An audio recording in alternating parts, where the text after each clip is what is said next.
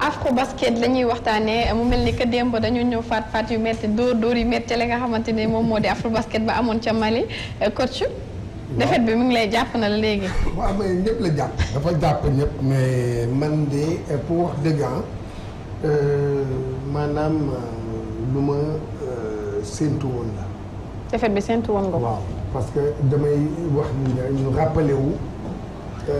ñu am na ay dirigeant wu basketu Sénégal yi ma ko waxtaanaloon ñu may dégg mën naa sax tudd ku mel ni Samba Gueye moo yore commission bu communication bu fédération sénégalaise bu basket. D'accord. Nicolas Sonko nekk sama seede ma ne leen Sénégal du gagné afro basket. Finalement, tu deviens un visionnaire. non c'est pas ça non c'est que waaw xam nga teguma ko ci daal mais dama ko teg ci maanaam ci yoonu sport du fen. C'est vrai. sport du fen. C'est vrai.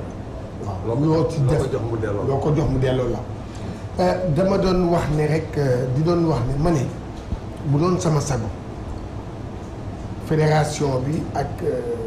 kii bëgg kut ko kut dem gañewaat titre bi 2017 bi dama ne est-ce que jar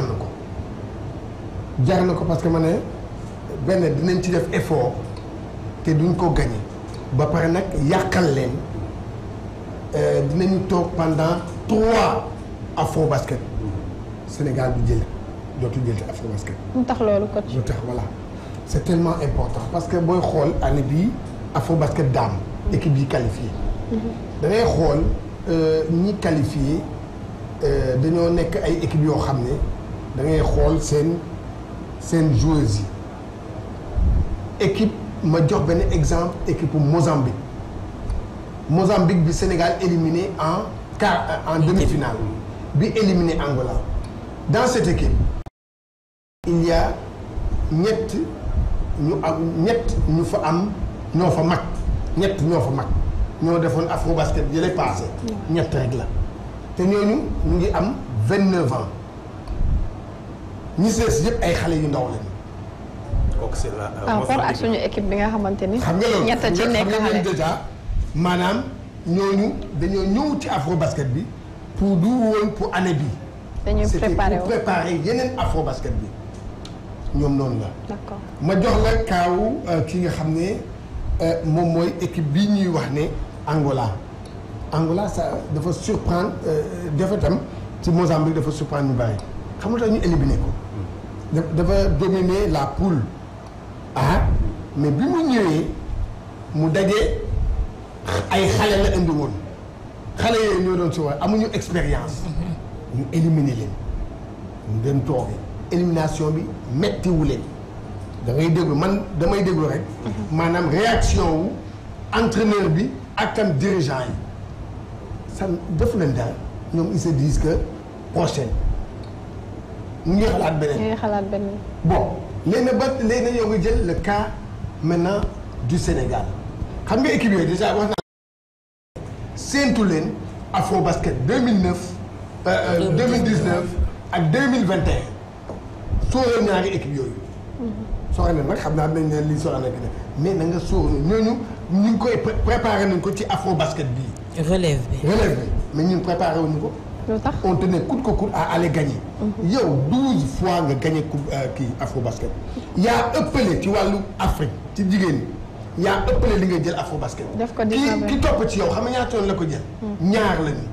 muy Nigéria bi 3 fois. RDC 3 fois. waaye yow 12 fois.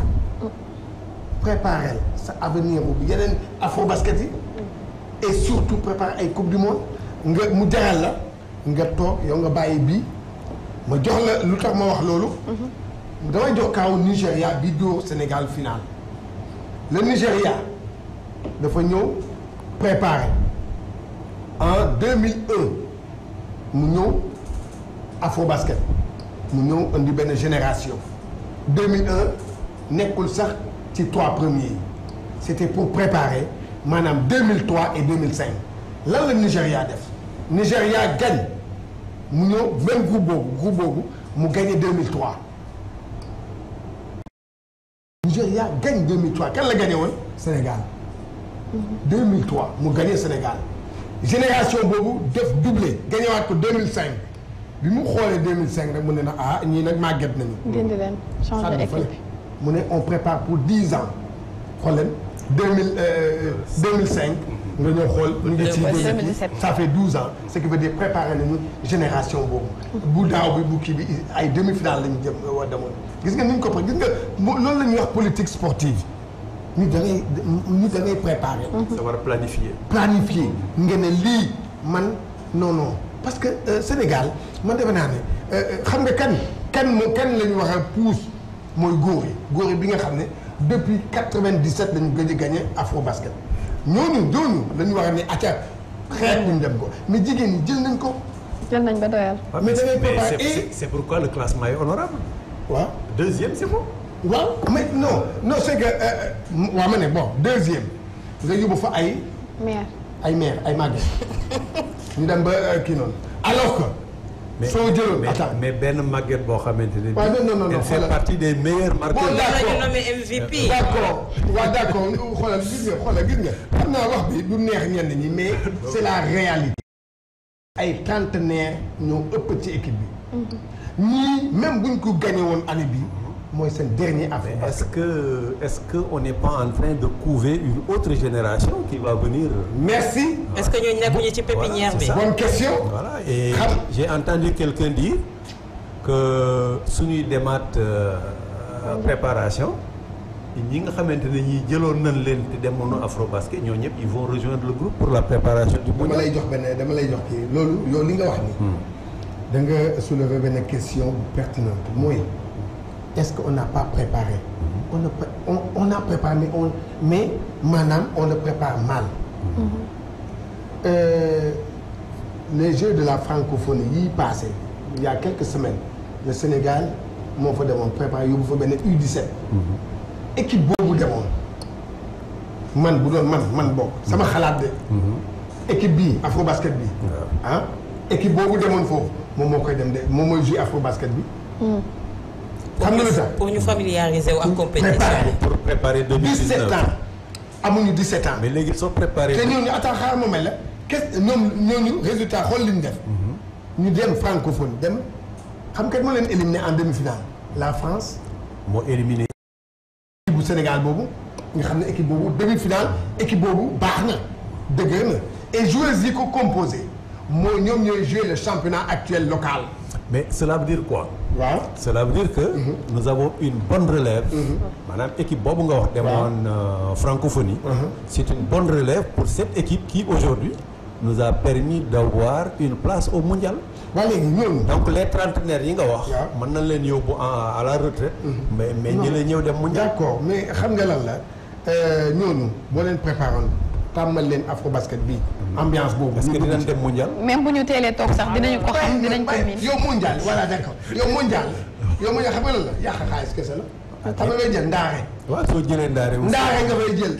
ndaare mais nga fa mës a l'essentiel jël yow la ko mës a jël. il y a des rentes financières. boo ban rente ndaare amut man maa la ko nañ ma wax lan moo ci am. ah bon c'est l'état suñu xaalis moo ciy dugg ndaare la ñuy jël. et le fait également d'être parmi les meilleurs au monde. c'est déjà un honneur. Aller au mondial c'est faire partie des meilleurs au monde. mais d'accord naa ak entendement bi may am ci li docteur di waxee moo di ne ñun Sénégal dañuy teel a doylu quoi.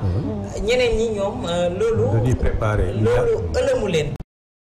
kii ñoom li leen di ëllëm chaque jour mooy ñëw jël dem seen yoon tey li muy wax itam mooy jëloon U17 boobu yóbbu leen ñu dem moom moo taxoon ñuy familiariser wu ak ñi nga xamante ni moom mooy compétition bi di Afrobasket day tax dara dootul leen ëllëm aussi ci fànn boobu. xam nga U17 yooyu ñan la ñuy jouer de la francophonie fële Abidjan dañuy jouer ak ay seniors te ñoom ay lan U17.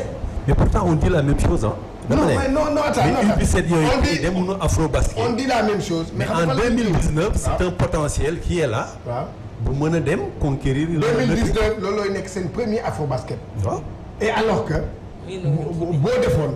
comme li Nigéria def en 2001. ñëw rek dugal leen ñu sóobu ne leen dem acca préparé ñu dem sóobu. ñu gañe leen ñu ñibbi. waaw ñu gañe leen de. dañuy préparé waat ay fët yu métti. ñu ñibbi dem toog. mais ay daf ñuy découragé. ñu ñëw 2003 dóor la yow Sénégal. Vous imaginez un Sénégal à l'afro-basket qui n'est pas parmi les 4. mais bu ñu continuer nii tamit foofu lañ jëm.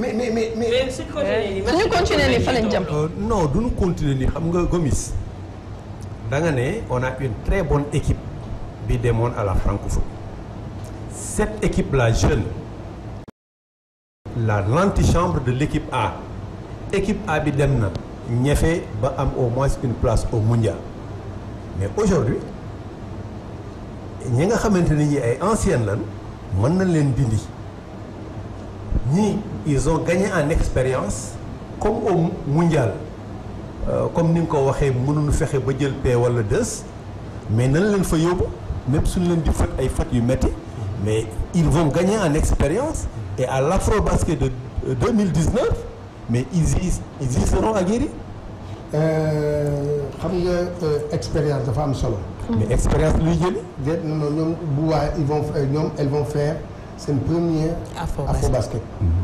et 2019 boobu yow moo ko toggoon léegi mën nga boobu au minimum au pire des cas di nga bokk ci podium bi. parce que équipe bi maanaam joué na francophonie am na expérience déjà nga boole ko jox ko Afro-Basket mu dem foofu mu jël du génn sa premier tour loolu yaa ngi liggéey. loolu la ñuy wax liggéey boo xam ne bu man neew ma waa dama ne liggéey boo xam ne pour préparer man nee naa la bi ñoom ñu jugee Jeux olympiques laa toog ci télé wax leen ko ma ne leen arrêtez li ngeen di def nii doo leen dem. dinañ ma ne waa MVP Assoutare MVP nangam waa yow loolu rek nga am. mais Gomis même ndaw yooyu suñu doon dem itam dinañu jël ñaar wala ñetti anciens boole loolu. moom laa lay wax expérience tamit loolu lay la ma la wax xam nga naka 12. mais xam nga 12 lañu sélectionné. est-ce que mën naa la poser une question 8-4 ils ont fait 8-4. waaw 8 anciennes. 4 ñu bees. man bon. l'inverse la waroon doon waaye. man si c'était l'inverse. ñu accompagner leen. da ngay jël Assoutare mii. bi nga xam ne nii Assoutare ngay boole yoo ngay jël. mais jël kii noonu. Umu Xayri nga jël ko boole ko ci. nga jël Ndey Seen boole ko jëlaat kenn ci ñoom kii moom ak Ramata Daaw nga boole ak ñi. xoolal loolu rek nga def 4-8 au lieu de 8-4. ce serait une bonne chose. mais est-ce que nous on n'était pas obnubilés par la coupe. merci. c'était ça. moom laa lay sooy xool bi ñuy dem. waaw. les gens ils avaient dans l'esprit wala danoo ne woon sax dem leen jëlal lu coupe bi indi. xam su ma juumul am na benn autorité sax bu leen. ministre des sports moo ko wax man dama la koy moo ko wax. moo ko wax man bi mu koy wax. dem leen indi maa ngi toog maa ngi. et ce que j'ai pas également aimé mooy lii gars yi def démb. attendre qu'on gagne la demi-finale. deuxième finale nu def ay caravane 12e gaynde ak yooyu yóbbu pour remplir le stade. Moi, où est-ce qu'ils étaient avant et pourquoi ils n'étaient pas partis pendant les matchs de poule mais xaar ba nga xamante ne bi gagné na demi-finale léegi dana war a dem finale nga dem pour envahir le kii mais foofu nga aussi kaay ma wax la lu gën a kaay ma wax la tey jii bu ñu démb bu doon ñu ñoo gagné da nga ci dégg ay teeru bi fii voilà tapis rouge dañ leen di defal nga dégg ci ay politiciens jusqu'à aujourd'hui gagné woon ñu déggoo kenn waaye bu ñu gagné woon mais Gomis dafa am discours boo xamante ne samedi bi ñu gagné demi-finale bi dafa am discours yoo xamante ne dañ ko yëkkati woon man déjà d'emblée bi ma déggul seen discours rek si laa ne leen finale bi ñun ñàkk nañ ko ba pare parce que joueur yu génn ne tey moo doon suñu finale commencé di jubiler si seen ay discours laa déglu ko ñoom ñoo wax loolu tey la suñu finale dañ doon jouer comme ku nekk finale kon kooku joué na finale am ba pare wax na boppam. ñoom demoon finale da doon participer pour participer à la finale. xam nga pourquoi ce satisfait le fait de gagner la demi-finale leur donne déjà le ticket pour le mondial c'est déjà quelque chose.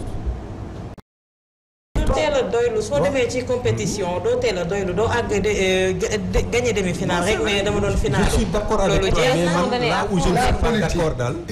là où je ne suis pas d'accord mooy gagné nañ demi-finale mais si c'était en Afrique du Sud est-ce que di nga fa yóbbu supporter c'est parce que le Mali c'est la porte d'à côté.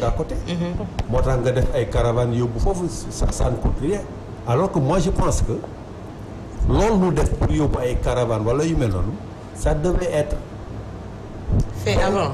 non benn pactole boo xam ne comme ça n'a pas été fait avant c'est un pactole boo xam ne bi dañ ko waroon jox les Lions en guise de motivation. Bien sûr.